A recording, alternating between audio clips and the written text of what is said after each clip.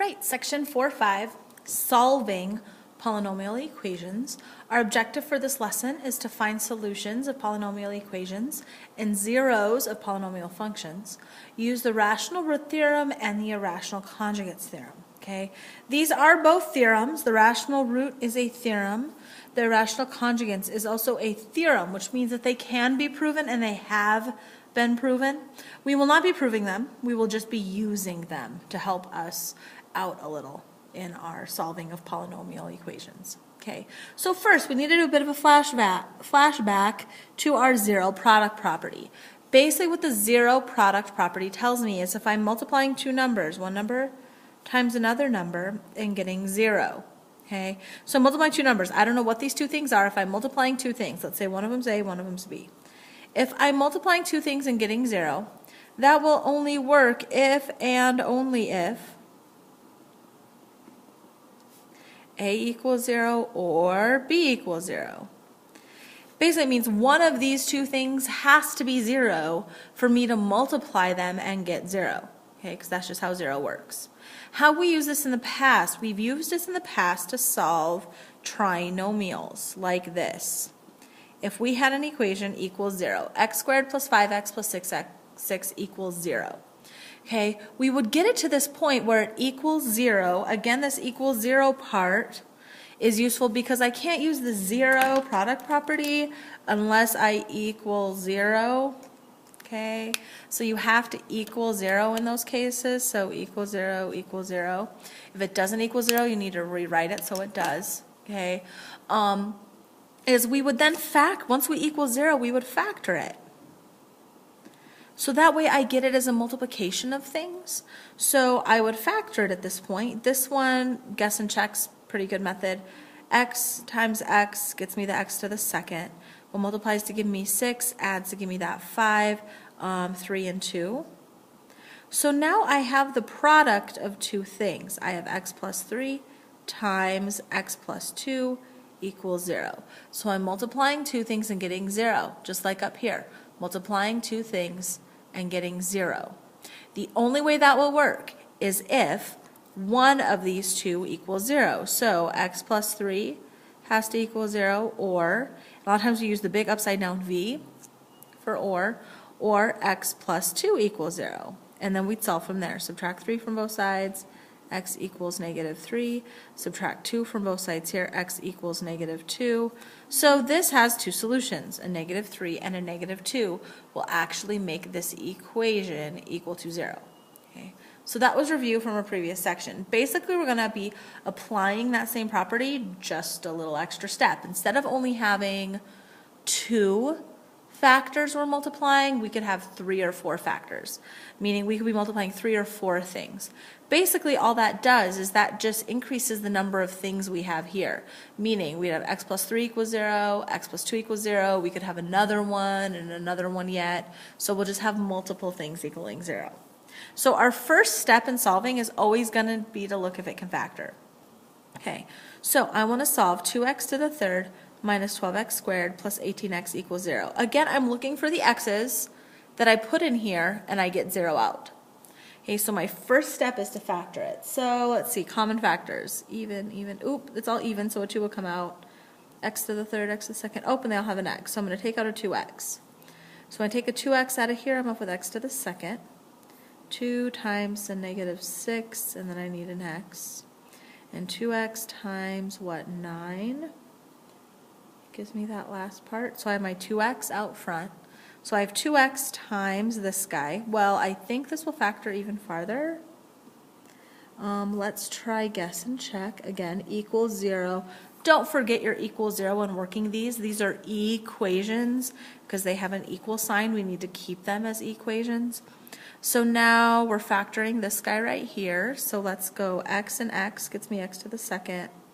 Multiplies to give me 9, 9 and 1, or 3 and 3. I want to add to get negative 6, so we'll probably have to go 3 and 3.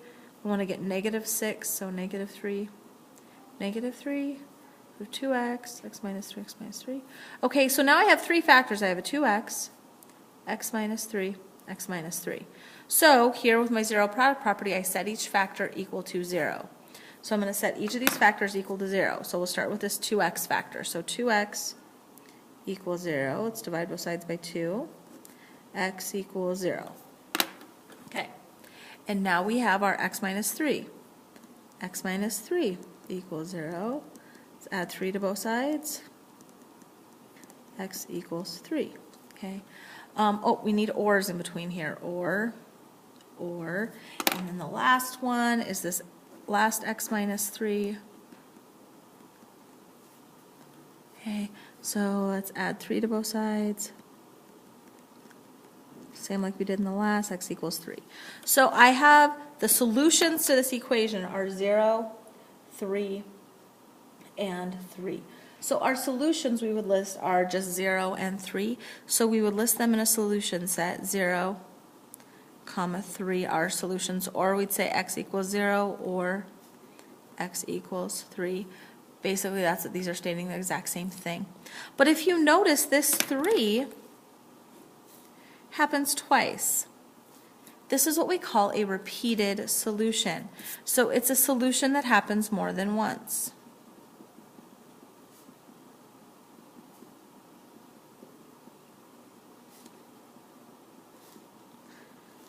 More than once. And what's interesting about those solutions that happen more than once is if I have a solution that happens twice, like this x plus 3. So we're going to x minus 3, x minus 3. So I'm in my y equals, just follow along right now. I just want to show you kind of how the graph relates. So this one happens twice. So if we go to graph this, if you notice, it just comes and it just bounces off my x-axis at 3. Okay, so it happens twice. But if I put it in there one more time, so now it happens 3 times. Okay, it no longer just bounces off. Now it goes all the way through. Okay, because if a solution happens an odd number of times, it's going to go through the x-axis. If it happens an even number of times, it's going to do what I call bounce off. Okay, so basically, if you have a repeated solution, we call it its multiplicity. So here this x equals 3 solution had a multiplicity of 2 because it happened twice, whereas this x equals 0 had only a multiplicity of 1 because it only happened once. Okay, so if it happens an even number of times, okay, so if there's an even number of solutions, if it repeats an even number of times, then it's just going to bounce off,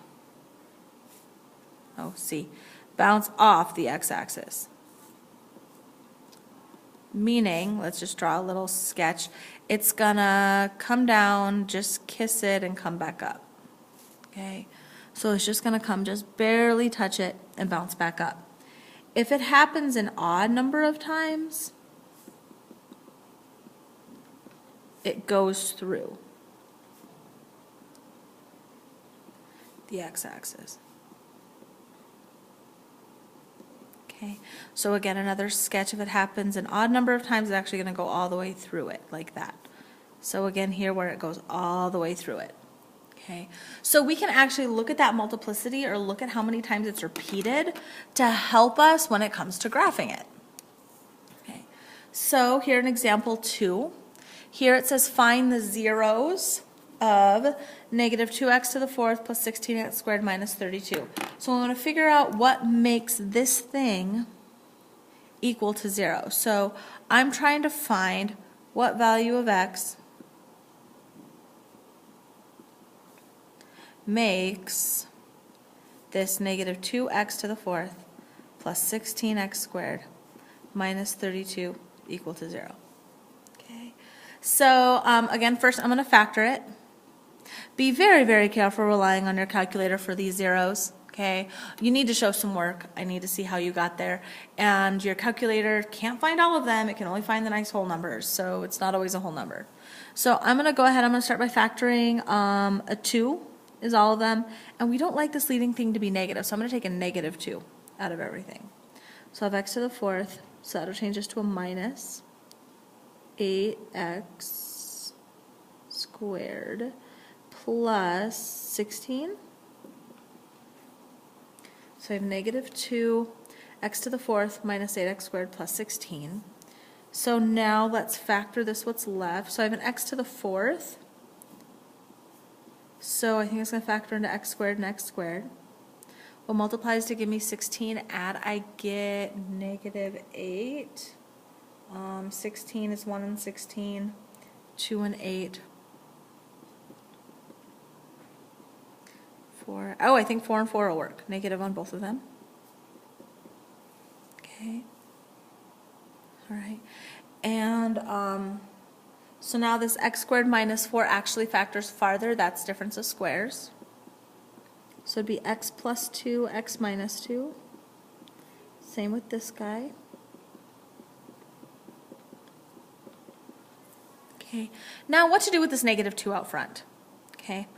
I think I'm going to divide both sides. Since it equals 0, I'm going to divide both sides by the negative 2. So if I divide this side by negative 2, divide this side by negative 2, then I'm just left with basically these negative 2's divide out. This divides out to just 0. So basically that negative 2, because there's no x on it. I couldn't do that with this previous problem because there was an x out here.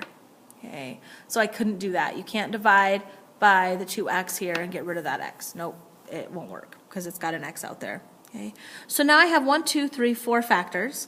So I set each of these factors equal to 0. But if you notice, 2 of these factors are the same. This factor and this factor are the same. And this one and this one are the same. So I really only need to solve it once, like x plus 2 equals 0, x equals negative 2. But remember, that one's got a multiplicity of 2 because it happens twice. Okay. Or, and then now we do my orange ones, x minus 2 equals 0. Add 2 to both sides, we get x equals 2. Again, this has a multiplicity of 2. So since these have multiplicities, these are zeros. These are what make the function 0. So when x equals negative 2, when I put a negative 2 into this function, I get out a 0. When I put a 2 into this function, I get out a 0. Okay? So if we were to go ahead and graph this, when I put a negative 2 into here, I get a 0. So x equals negative 2, y would equal 0. So that would be that point right here. But since it has a multiplicity of 2, I know it's just going to bounce off. So it's either going to bounce off up like this, or it's going to bounce off down like that. Okay? Because it has an even multiplicity. Okay? Now x equals 2. So when I put in an x equals 2, I get 0 as well.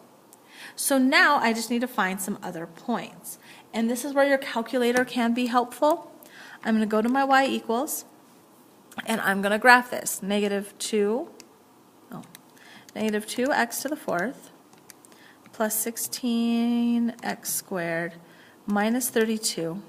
Okay, and I'm going to find, so there we see, there's my zeros, a negative 2 and 2. And then let's trace, let's get a couple other points. Let's put in a 1. When I put in a 1, I get negative 18. Boy, this guy's going to go down a lot, so I'm probably not going to count by 1s. We'll count by 1s going this direction, but this direction I probably don't want to go that way. It goes down 1, 2, 3, 4, 5. So I don't know if we want to count by 6s, maybe, or 4s, 6s, 8s, 4, 6. Let's go by 4s. 4, 8, negative, negative. So negative 16 would be down here. So when I put in a 1, we get a negative 18. Negative 18, which would put me here. Okay. When we put in a 0, negative 32. All right, that's not going to work. Let's change our scale. Go by 16s maybe? Or 8s. Ooh, let's go by 8s. Or 8, negative 8, negative 16, negative 24, negative 32. Okay, so when I put in a 1, again, we got negative 18. So we move right here. When we put in a 0, we get negative 32. When we put in a negative 1, we get negative 18. Okay, let's put in a negative 3, we get negative 50. Whew, okay, so it's going to do quite a bouncy thing here. So it's going to come down, go like that, and bounce back down. But it's going to bounce really steep right here, so we should probably make this side steeper, right? Because 3 goes all the way down to like negative 50. So it's kind of going to do a bit of a bouncy thing like that. So make sure you have at least 4 or 5 points. Again, I have 5 there. Okay, right. Okay, all right. So now we have a new theorem, the rational root theorem. Not all polynomials are factorable. So how do we solve those ones that can't be factored? Okay, and this is where our polynomial function, our rational root theorem comes in. Okay, so if a polynomial function has integer coefficients, meaning integer, those are our whole number, positive, negative, or 0, our whole number, positive, negative, or 0, okay, numbers, meaning it doesn't have any like fractions or word square roots in the actual function itself, then every rational solution, again, rational is just a way of saying fraction, any fraction or whole number solution of f of x equals 0 has the following form, p over q. Where p, okay, so here's what this means. Where p are factors of the constant term, the factors of the constant term, and q are factors of the leading coefficient.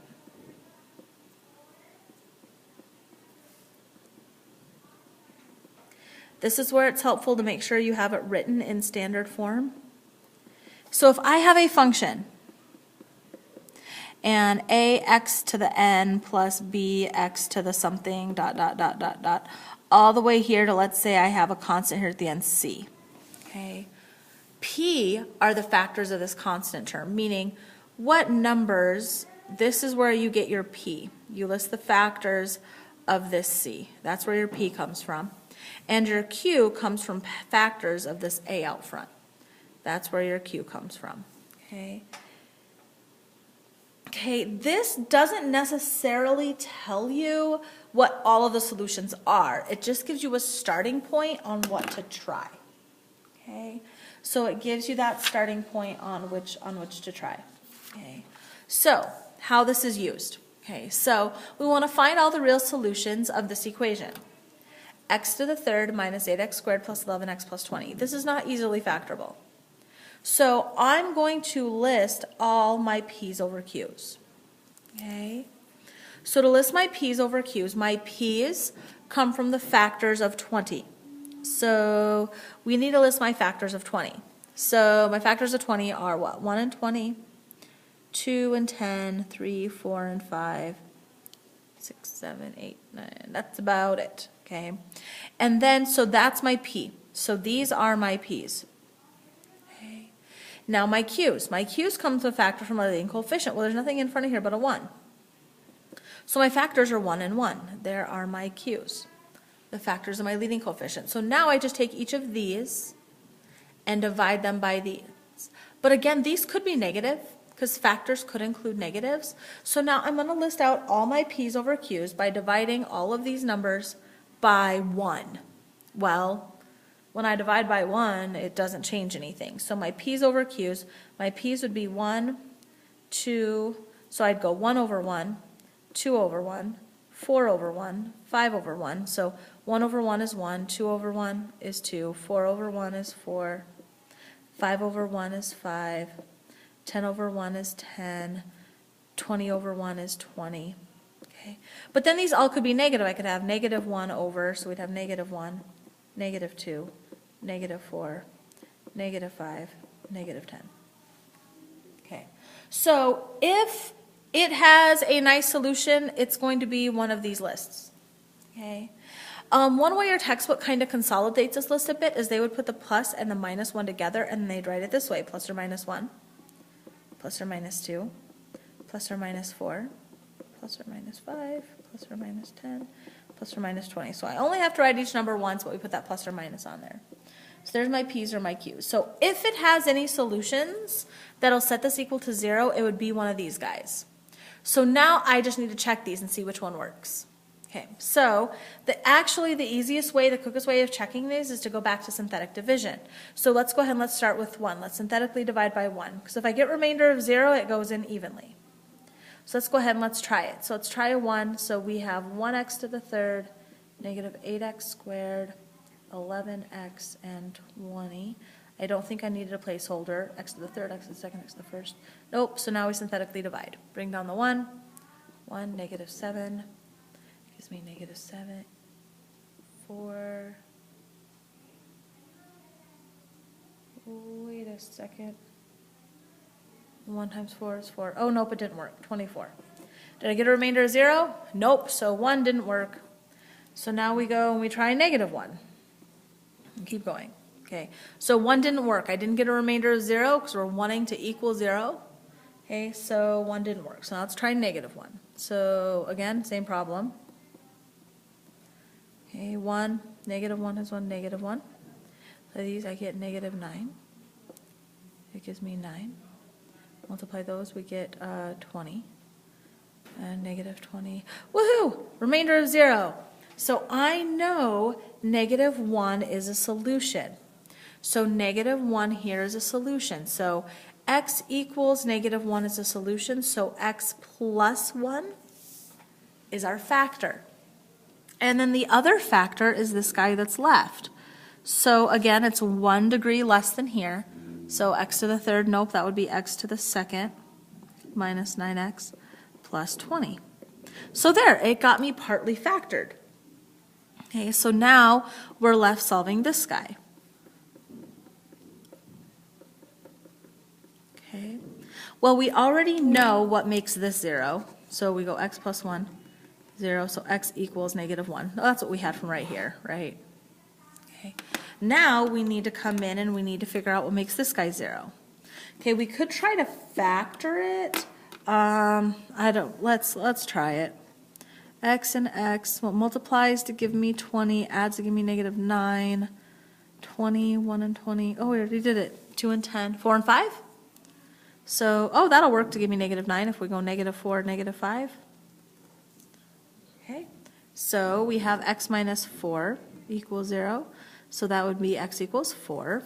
And then this last one, x minus 5 equals 0. So x would equal 5. So my solutions are negative 1, 4, and 5. So if I put a negative 1, a 4, and a 5 in there, then we get our solutions. If you notice, all three of these numbers were in my original list. Negative 1, 4, and 5. Okay. All right. Example 4.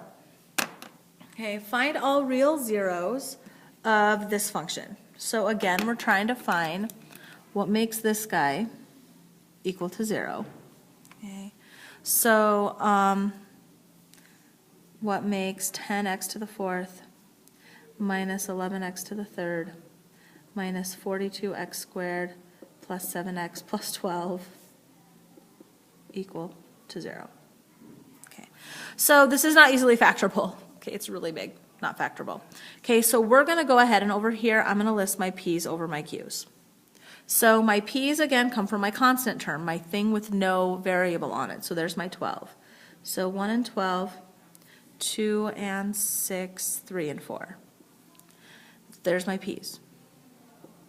My q's come from the leading coefficient, which in this case is 10. 1 and 10, 2 and 5. So I need to take each of these, there's my q's, and put them over each of these. So this gets a little more complicated when your leading coefficient isn't 1. Since my leading coefficient is 10 here, there's a lot more choices. So I would need to take 1 over 1, that's plus or minus 1, 2 over 1, 3 over 1, 4 over 1, 6 over 1, and 12 over 1. Okay, but then I'd also need to take 1 over 2. 2 over 2, which that's just 1. 3 over 2. 4 over 2, which is 2, that's already in my list. 6 over 2, well that's 3, that's already in my list. And 12 over 2, that's 6, already in my list. Okay, so we did over 2. Now we need to go over 5. Okay, so I need 1 over 5. Oh, my list is getting long. 2 over 5, plus or minus 2 over 5. 3 over 5. 4 over 5. 6 over 5. And 12 over 5. Okay, so that's dividing all of them by 5. Now I have to divide them all by the 10. Okay, plus or minus 1 over 10. Plus or minus 2 over 10. 2 over 10. Hey, that's 1/5. I already have it on my list. Okay, and then we need 3 over 10. Okay, 4 over 10. That's 2/5. That's already in my list. Okay, 4 over 10. 6 over 10 is 3/5. It's already in my list, and then 12 over 10 is 6/5. Okay, so here's all my numbers. Oh, there's a lot of them. I don't know about you, but I don't want to synthetically divide by them all. Okay, so this is where your calculator can become handy to come in when you get a really long list. I'm going to go to my y equals. I'm going to type this in. 10x to the 4th minus 11x to the 3rd minus 42x plus 7x plus 12. Okay, and I'm going to graph it, and again we're looking for what makes this 0. And so then I'm going to look to see which one of these look like it might be close to one of these numbers here, and I'm going to actually trace and type one of these numbers in. So let's see, that one looks like it's maybe 2. Nope. 1. Nope. Okay, so none of those whole numbers work. So maybe 1/5. Nope. 2/5. Nope. 3/5. No, what about 3/2? No, 1/2. Nope, again, we're trying these numbers to try to find that. So what about 6/5, 4/5, 3/5?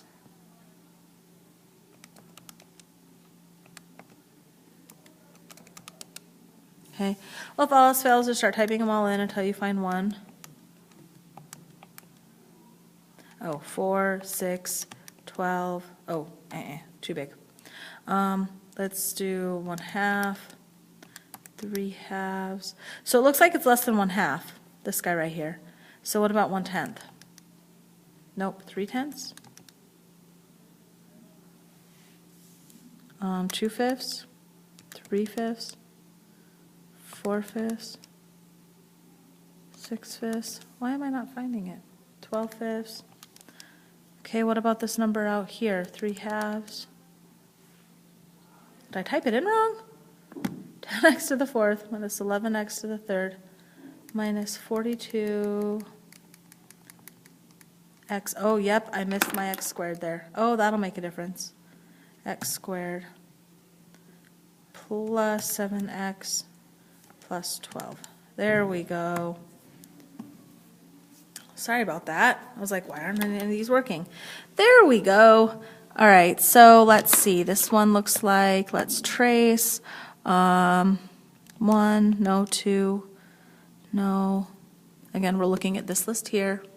3, 4, 6. No. Let's try some of our halves. 1/2, 3/2. This one there looks maybe almost 1, so maybe 4/5. Nope, 3/5. 3/5. Okay, so the 3/5 one worked. So write down which ones work. So 3/5 works. Okay. So we got 3/5 to work. Okay. So now we synthetically divide this by 3/5. Okay. Let's move that out of the way.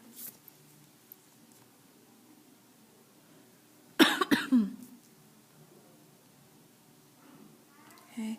So synthetically divided by 3/5, so we have 10x to the 4th, 11x to the 3rd, negative 42, 7, and 12. Okay, bring down the 10. I'm going to use my calculator to help me with the multiplication here. So 10 times 3/5 is 6. We want to add the negative 11. We get negative 5. We're going to multiply that by 3/5. We get negative 3. We're going to add that to negative 42. We get negative 45. Multiply that by 3/5. We get negative 27. Add that to 7. we get negative 20. Multiply that by 3/5, we get negative 12. Add that to 12, we get 0. Okay, it goes in 0 times. So now what we have left here is we would have 10x to the third, because 1 power less than that, so we'd have 10x to the third, negative 5. So we'd have 10, I'm just out of room, 10x to the third, negative 5x to the second, and so on. But this is still x to the third. We can't use the quadratic formula or any of those other tricks until we get it down to a quadratic, an x squared. So we need to go one more time. So I'm going to go back to my graph here, and I'm going to see if I can't find any of my other ones. This one up here looks like it's some positive, but let's go ahead, let's try some more negatives. Let's go negative.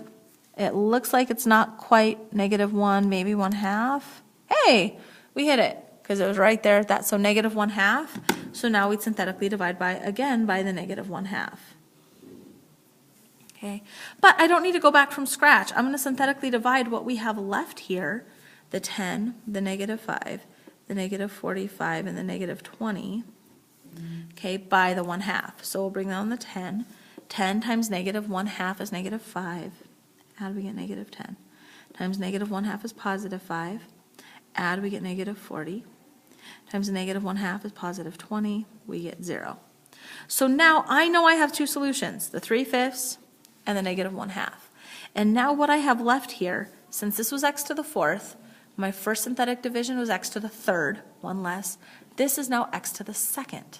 So now I have 10x to the second minus 10x minus 40 equals 0. So now I have a quadratic that I can solve. Okay. Well, they all have a 10 in there, so I can divide everything by 10. And then look to see, does this factor? If it doesn't factor, I can either complete the square or use a quadratic formula. Well, this thing does not factor. Okay, negative 4, add to get negative 1. That won't work. So I'm going to use a quadratic formula. Negative b plus or minus the square root. Should have left more room on the sheet. Sorry, guys. I'm kind of squeezing. X equals. So now let's plug it in. Negative b, that'd be negative 1. I'm going to do my b squared minus 4ac in my calculator. So b squared, so negative 1 squared minus 4 times a times c gives me 17 divided by 2 times 1 divided by 2. Well, square root of 17 doesn't simplify, so there's my other two solutions. So when I found all the real zeros, my real zeros of this end up being 3/5, negative 1/2, and then negative 1 plus or minus the square root of 17 over 2. Okay, and this is a limitation the calculator has. The calculator would have never been able to find these. Okay, but that is actually, if I trace, that is actually one of these two solutions. If I type in negative 1 plus the square root of 17 in parentheses divided by 2,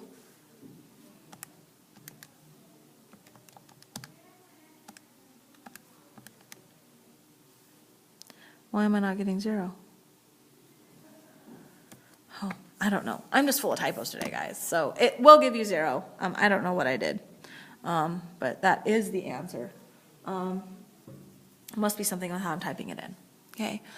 All right, so our last, if you noticed in this one, this is actually two solutions.